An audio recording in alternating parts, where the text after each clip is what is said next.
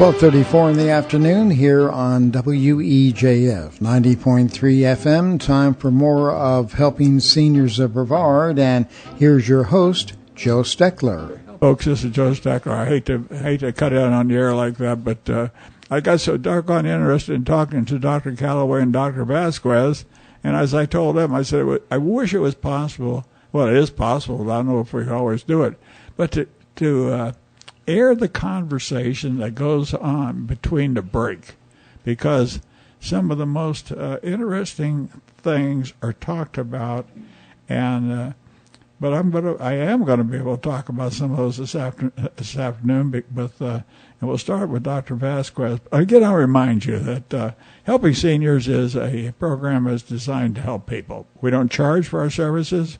We depend on sponsors, our car raffle, and our annual fund drive, and somebody that just wants to donate to the organization to help us pay the way. I take nothing for my services. I'm the volunteer chairman of the board, and I do the radio show because we don't have we've tried 2 executive directors, and none of them wanted a job past the time we could pay them because it was a lot of work, and they just didn't want to do it. But we will eventually find somebody that has a passion for wanting to continue the work to help people have good education, information, and connection to resources things. This is what we do on the show. Me talking to Dr. Callaway and Dr. Vazquez this morning. You've heard other shows that I've aired about cataracts, about glaucoma, about everything, but you've never really heard us talk about all of them at one time and get a different perspective, such as we're getting from Dr. Callaway and Dr. Vazquez this morning or this afternoon now, and that's what's so important. Let's go back. We were talking about, what was it, glaucoma or? Yeah, glaucoma. Go ahead, Dr. Vazquez. Yeah, glaucoma, which is a very prevalent condition. It's estimated that 1 in every 200 persons may have glaucoma to a certain degree. So it's 1 in every 200? Yes, it's extremely important that we all have our eyes checked at a certain point for that one. And I would like to ask Dr. Callaway, what are his thoughts on doing glaucoma screening and examining for glaucoma? So something I kind of explained a little bit earlier, was talking about ocular disease and the silent disease. So glaucoma kind of takes the cake for your silent disease. It's the one you don't recognize what's going on, so you've already lost probably 80% of your vision, because it starts off in the visual field. So then talking about a screening, that's going to be something, it's not just you go in for your glaucoma screening. What it actually is incorporated into the annual exam. And that's the importance of having this annual exam that you have. So a lot of people understand glaucoma as this disease of eye pressure. That's the kind of the most common idea of it. And really there's a lot more that goes into it than just that. And that's why just getting your eye pressure is not going to tell you the whole game. That also comes with getting a dilated exam. So when we do a glaucoma screening, we're doing your eye pressures, we're dilating the eyes, and we're taking a look at the actual optic nerve that sits in the back of the eye. That's the portion of the eye that gets damaged in glaucoma. We're looking for areas of thinning, areas of loss of tissue, something that Dr. Vazquez can also talk more about here in a bit. And then from that, we can do further testing that's specific for glaucoma, so actual scans of the back of the eye, visual fields, the bowl, as people refer to it, and then many other tests as well. And those allow us to kind of start to fine-tune, is this glaucoma, is it not, and then decide what type it is. Because in reality, there's 20, 30, 40, 50 different kinds of glaucoma, but they all get kind of put into this barrel of glaucoma. What exactly does glaucoma do? What does it do to your eye? Why? Okay, well, you see it, and you can detect the presence of glaucoma, but macular degeneration, it causes you to lose sight, or causes it starts initially to restrict your field of vision, and then it can get to the point where you really can't see at all. It's in really severe and bad cases of macular degeneration. Cataracts on the eyes make your eyes so cloudy that you can't see out of the eyes, so you have to take the cataract off. I've heard glaucoma described as a silent killer of the eye. how does a person, or does a person, is there some way that they can tell if they have glaucoma? No, and actually the most interesting comparison from what you said is, for example, when you have macular degeneration, you may be losing vision, but there's not much you can do with regarding to the aging process of your own body. The sad part with glaucoma is that nowadays we have a lot of treatments, and it's really sad to see somebody coming with very advanced stages of the disease because they were not seen before. Like what Dr. Callaway said, that's a silent condition. It's like a high blood pressure. You can have high blood pressure, but people don't go walking down the streets and you look at them and say, probably his pressure is really high. I mean, you have to put that pump on the arm and check the pressure, and then they may get some headaches, stuff like that, but unless they have their pressure checked by the doctor, they will not realize that they have high blood pressure. The same thing happens up here in glaucoma. Some warning signs, maybe if you have a family history of glaucoma, there's some folks in your family that have had it, and you will be surprised. A lot of people, you ask them, and they say, well, I haven't heard of anybody in my family having glaucoma, but then we encourage them to ask, and when they come back, they say, gee, Doc, I was asking, and my aunt used to have glaucoma, and I had no idea, because people don't go around talking to everybody about their diseases. So it's usually good to try, if possible, to find out if somebody in your family has had it. If you have like eye pains, that can be, not necessarily, but it can be a manifestation of that one. Okay. There's some recent studies that are coming out now that talk about the correlation between periodontal disease and cancer. What, if any, are some of the conditions that I would not think that macular degeneration, the occurrence of macular degeneration would signal any other problem in the body? Might, but things like glaucoma or the formation of cataracts, is there anything that you all as eye doctors are aware of that says that not only should I see the eye doctors for making my vision better, or how about association with other diseases that become very serious? Would you like to start on that one, Kyle? I can start on that. So, gosh, the list is long for these associations you can have between the eye and other systemic disorders. Glaucoma alone does have a few.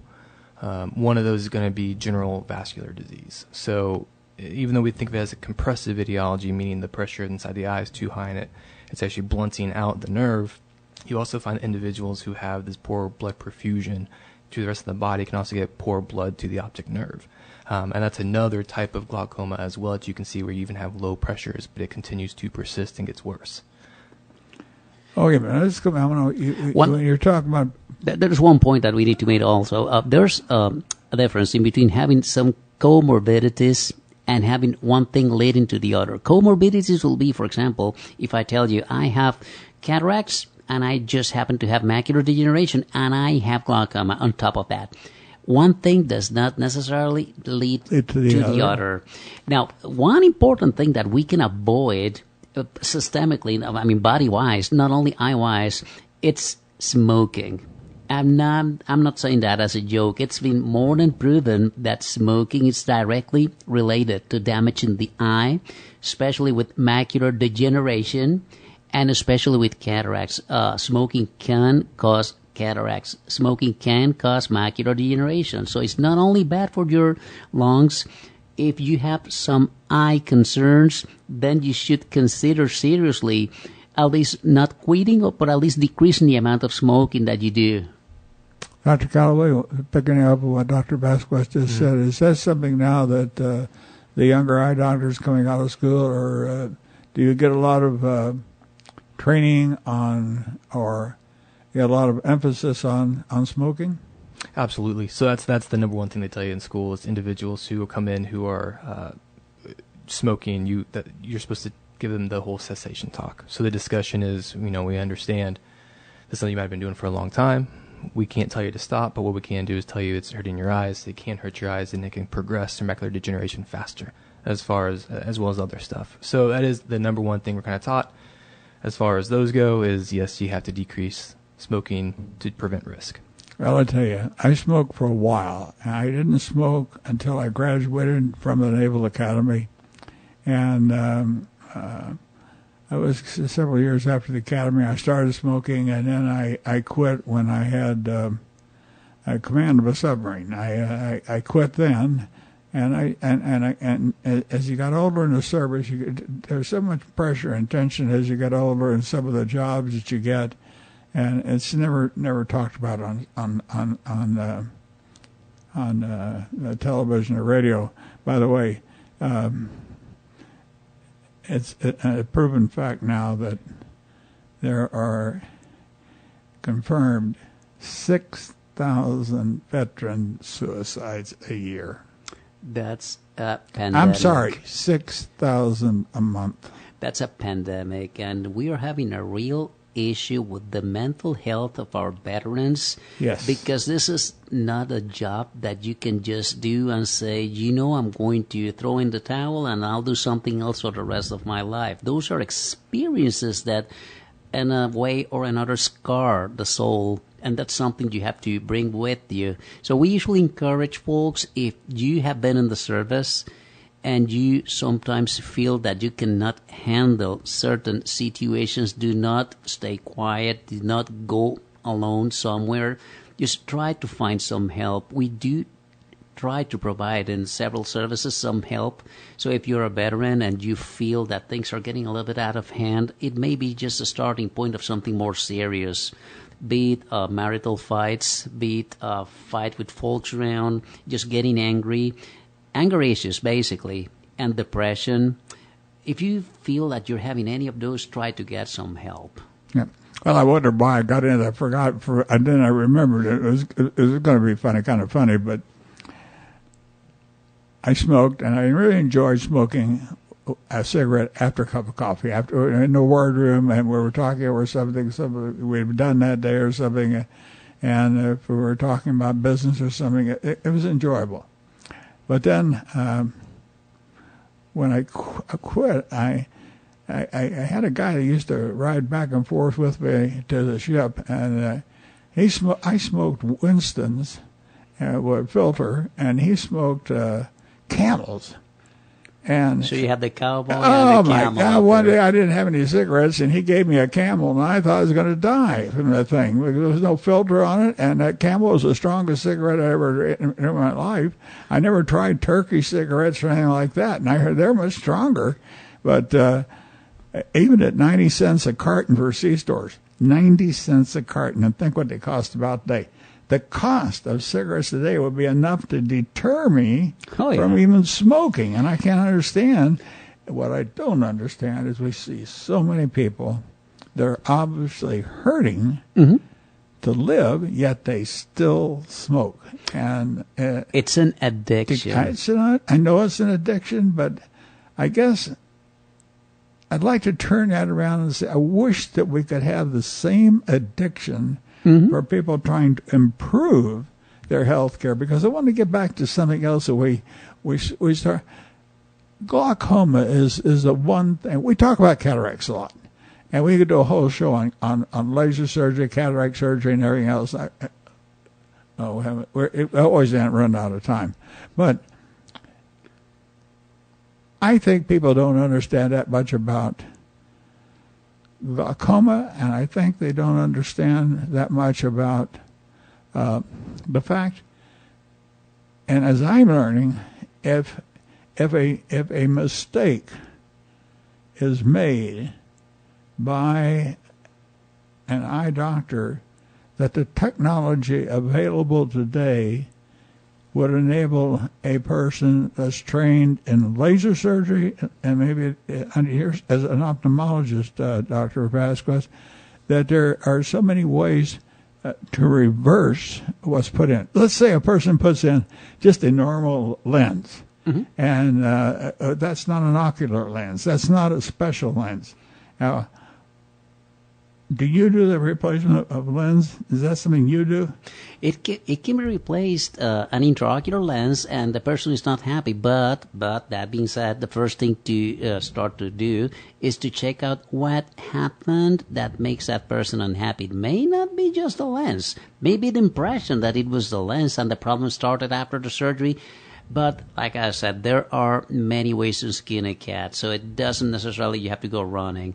And just mentioning what you said is like it's all how you approach things in life. For example, using back the smoking example, I had a veteran once, a patient of mine, and he was like literally crying because he was going blind with macular degeneration. And he said, Doc, when I was in NEM, they used to give us like 2 packs per day, and they were just destroying my vision. And I said, listen, my friend, you have to see it on the bright side. You were not expected to leave after NEM, so they were waiting for you to get a bullet up there. So you made it alive, and you made it up to this age. So stop crying about what you have lost and start enjoying what you do have. So the same thing happens up here. If you have like a result from a surgery, let's say, which is the example you're placing, and we want to get a second opinion to see what can be done, there are a lot of things that we need to check. Not only the negative aspects of it. I usually like to start with the positives of what we have, and then we build up on that one to see if we can fix whatever negatives they are.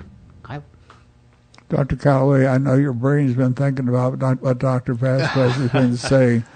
What do we got a few minutes left. We can contradict what he said, or we can support him, or you can sort of say, hey, it's old school stuff. How about new school stuff?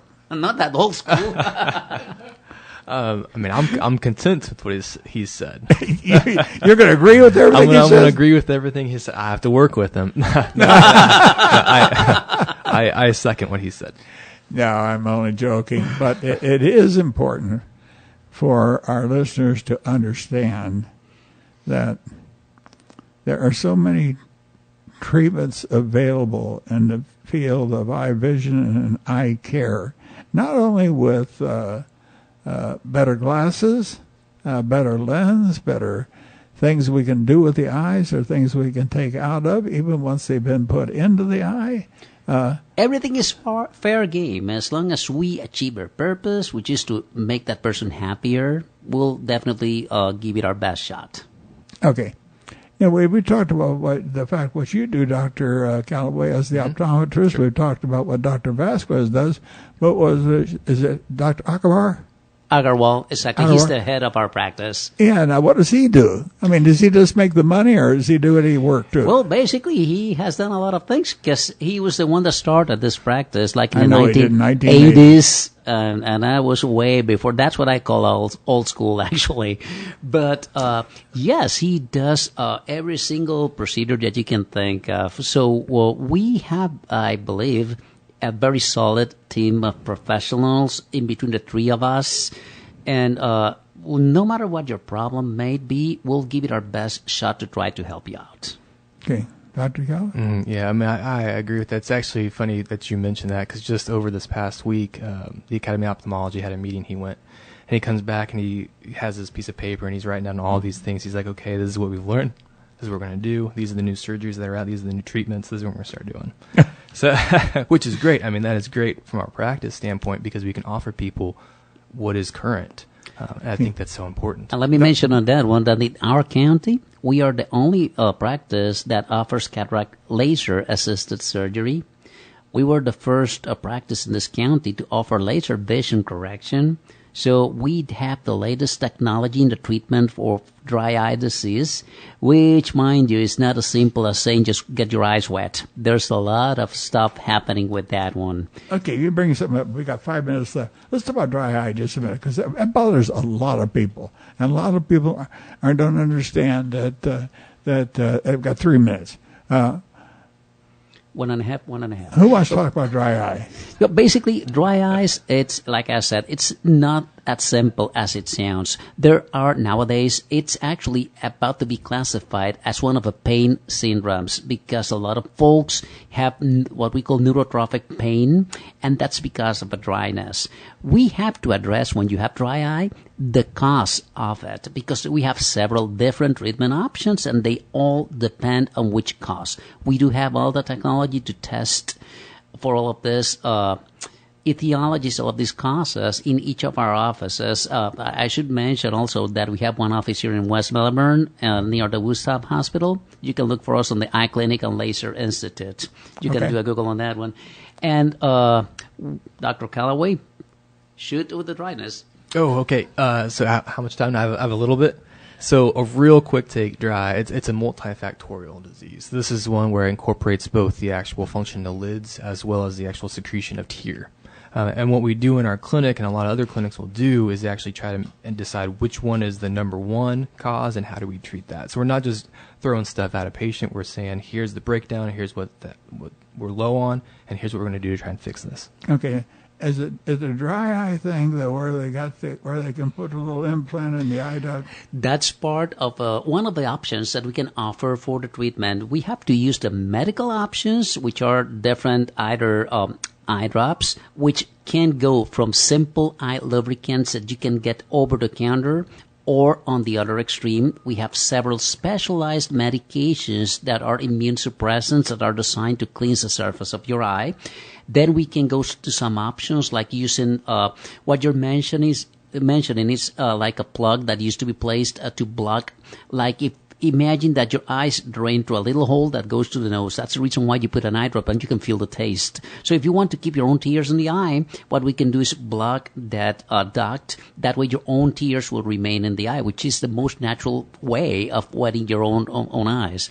Nowadays we use a gel. It's called hydrogel in order to block it. We used to do like a physical silicone plug that we placed, but some folks complained about the sensation. Eyelid. It's in the eyelid, in a little opening that we have in the eyelid. So the name of the game is to plug it so you can keep your own tears in your eye. And keep your own ears in doing it. Okay, we're down to a minute, folks. I'll give you some. I give you just a real quick time each time because I got something I still want to say. Dr. Vazquez, is there anything you want to say that's important that people need to know about? Oh, yeah. Phone number. And I can have actually Miss Shannon, which is our public relations person, and she can give you the info. Come on, Shannon. We have almost out of time. She has to look up the phone number. I didn't memorize it. Our phone number is 321-453-3937. You can look us up on Facebook or Instagram at Your Eye Clinic, or our website at www.youreyeclinic.com. I can understand Shannon a lot better than I could you. Boy, oh boy, that's the fastest I've ever seen anybody work with a cell phone. Well, seriously, folks, we're out of time, and I just want to thank you. Thank you, Joe. I thank Dr. Vazquez and Dr. Callaway and Shannon for being so quick to act there. But radio talk can be fun. Radio talk can be informative. And radio talk can do a lot that a newspaper cannot do. The problem is getting more people to listen to radio like we did in the past. We used to sit around a table and eat cheese and herring and drink beer and listen to our radio. We need to do that more. Thanks, you all. I'll see you next week. Thank you, Joe. Have a good one. Thank you. Appreciate it. Bye.